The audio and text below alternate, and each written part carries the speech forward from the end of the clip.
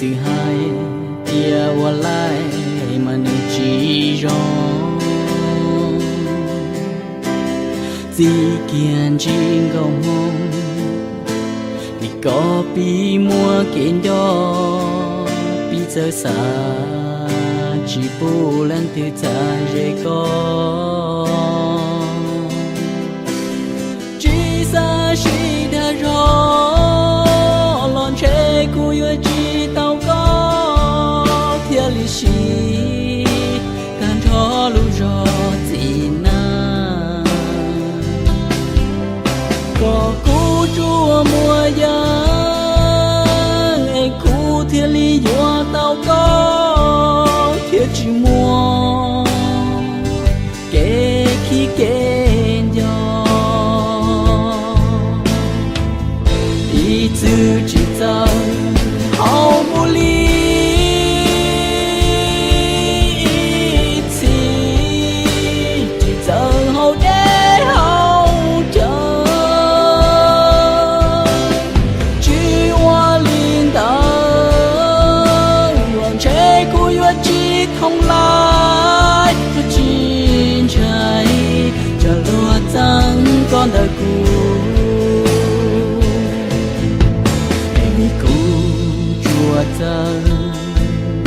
chỉ rong rong và rong trâu có chỉ trả cho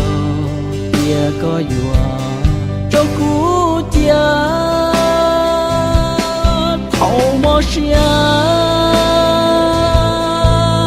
có tự do lúa tu lơ tia mà tin chia cú tư tia lại lo thầu tư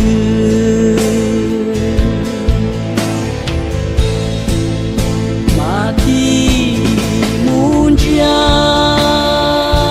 tu nâng chỉ tia tao có một lời họ ngỡ cũng nó chúa gió ý tu lại liền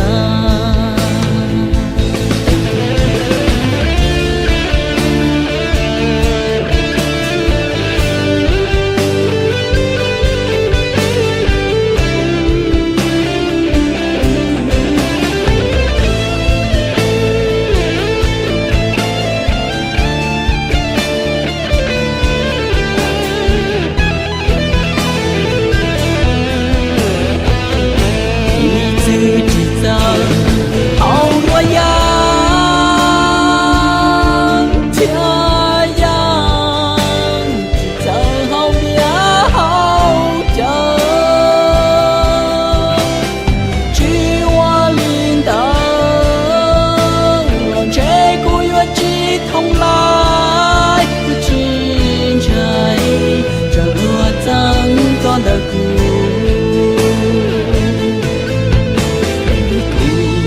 chùa giờ chỉ rong rong và rong trâu có chỉ trả cho tia có dùa trâu cú tia thầu mò xia có tự do lúa tu lơ tia mà tin chia cú tư tia lại lo thầu tư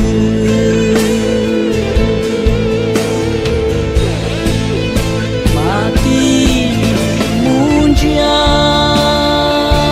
tu nâng chỉ tia tao có một lời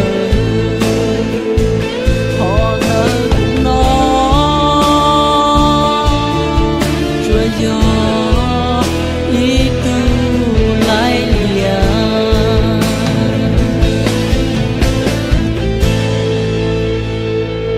họ cũ nó to chúa gió ý nia lại mò mò xia tia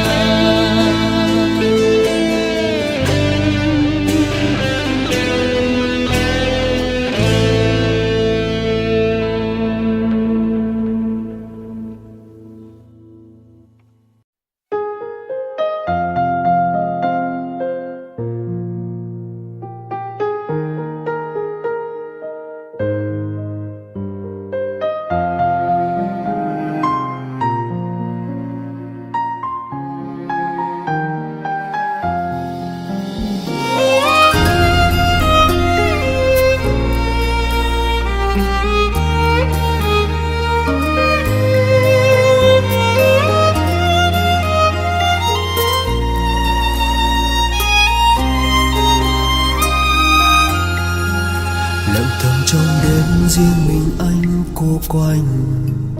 Từ ngày em đi em xa vòng tay của anh. Có thể khi xưa em trao lời,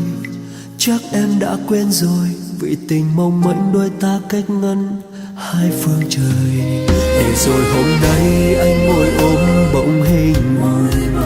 của người ngày xưa đã nói chỉ cần có anh. Giọt lệ anh rơi trong vô vọng, có khi nào trong lòng nơi phương trời xa người ơi mà em thấy nhớ. Một người vẫn nhớ vẫn mãi luôn nghĩ về em, một người yêu em thương em chỉ cần có em. Một người ngày xưa mỗi khi mà em thấy buồn, là người ta vẫn luôn luôn ở bên cạnh em. Một người đã nói đã hứa chăm sóc đời em, người ta luôn mang trong tim chưa bao giờ quên. Và rồi người đó mong em sẽ quay trở về, chỉ một lần thôi để ta được như ngày xưa.